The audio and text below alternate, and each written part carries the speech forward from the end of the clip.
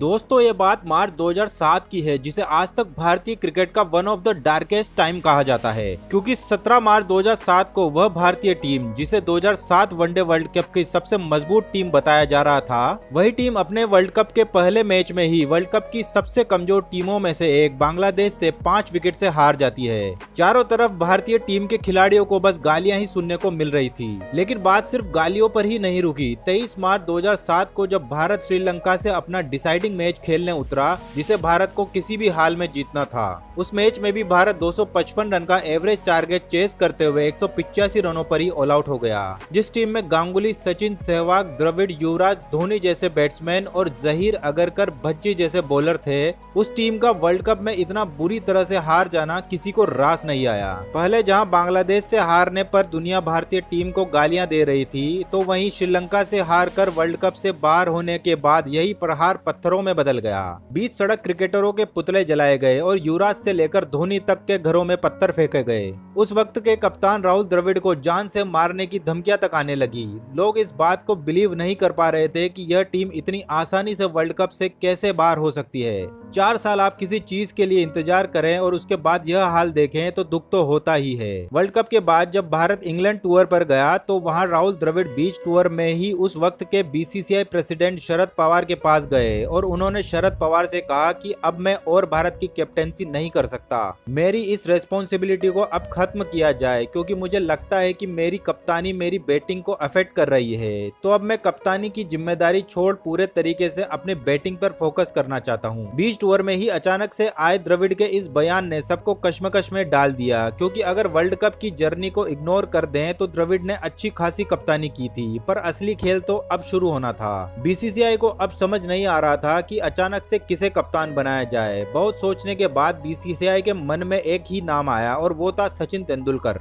एक चॉइस और भी थी सौरव गांगुली के रूप में, लेकिन गांगुली कुछ ही समय पहले कप्तानी छोड़ चुके थे। बीसीसीआई ने सचिन के सामने रिक्वेस्ट जरूर रखी, लेकिन बीसीसीआई जानता था कि सचिन की उम्र उस वक्त करीब 34 साल थी और सचिन का कप्तानी में कोई खास ट्रैक रिकॉर्ड भी नहीं था। लेकिन बीसीसीआई को उस समय सबसे बेस्ट चॉइस सचिन ही लगे। लेकिन बीसीसीआई जानता था कि उन्हें जल्द ही ऐसा कप्तान टीम में लाना होगा जो लंबे समय के लिए टीम की कमान संभाल सके। लेकिन बीसीसीआई को यहाँ पर एक झटका और लगा, क्योंकि सचिन ने भी कप्तानी लेने से मना कर दिया था और बीसीसीआई आने वाले पहले T20 वर्ल्ड कप के लिए टीम डेवलप करना चाहती थी और सचिन के कप्तानी न लेने के 3 मेन कारण थे। पहला, वो जानते थे कि वह टीम के सबसे सीनियर प्लेयर हैं और इसी वजह से 2007 वनडे वर्ल्ड कप की हार का भी उन्हें एक कारण माना जा रहा था और ऐसे वक्त पर वह कैप्टेंसी की रेस्पॉन्सिबिलिटी और नहीं लेना चाहते थे। दूसरा, उनका कैप्टेंसी का ट्रैक रिकॉर्ड भी कुछ खास नहीं था और तीसरा रीजन, वो T20 वर्ल्ड कप पर जाने के लिए खुद को एक सही चॉइस नहीं मानते थे।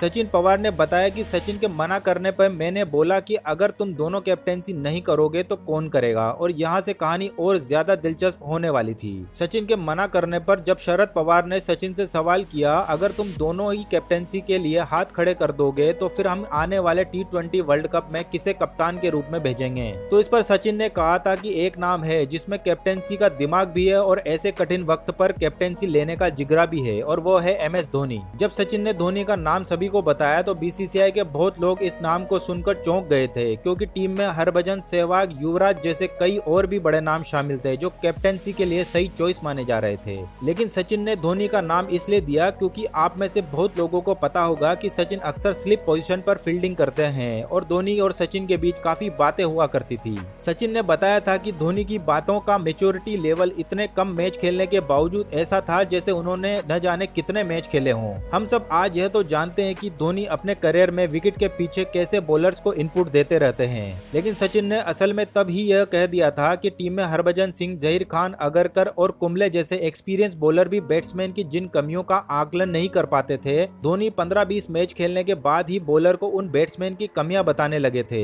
सचिन ने बताया था कि उस समय तो मुझे नहीं पता था कि धोनी का नाम मुझे इतनी जल्दी लोगों के सामने रखना होगा, लेकिन उसी दिन मैं यह तो समझ गया था कि MS धोनी पूरी तरीके से एक प्योर कैप्टन मटेरियल है। सचिन ने कहा था कि मैंने लोगों को यह तो बोलते हुए सुना है कि यह बंदा बैटिंग के लिए बना है या यह बंदा बॉलिंग के लिए बना है, पर MS धोनी को देखकर पहली बार मैं दिल से यही कह रहा था कि यह बंदा सिर्फ कैप्टेंसी के लिए बना है। तो यही वजह रही कि सचिन ने उस दिन बिना कुछ सोचे शरद पवार को धोनी का नाम कैप्टेंसी के लिए सजेस्ट कर दिया। वैसे तो द्रविड़ ने वनडे, T20 और टेस्ट तीनों फॉर्मेट फॉर्मेट से कप्तानी छोड़ने का प्रस्ताव रखा था। पर जैसा मैंने कहा कि बीसीसीआई को सचिन की बातों पर भरोसा था, लेकिन अभी धोनी की कैप्टेंसी पर भरोसा नहीं था। इसलिए उन्होंने उस वक्त यह निर्णय लिया कि द्रविड़ अभी वनडे के कैप्टन बने रहेंगे और फिलहाल आने वाले T20 वर्ल्ड कप के लिए हम धोनी के साथ जाएंगे। और उस दिन के बाद से इतिहास गवाह है कि धोनी ने अपनी कैप्टेंसी के पहले ही एग्जाम को सिर्फ कोई मैच जिताकर पास नहीं किया, बल्कि पहली ही बार में भारत को T20 वर्ल्ड कप विजेता भी बना दिया। सचिन का एक एक शब्द मानो जीवित हो गया।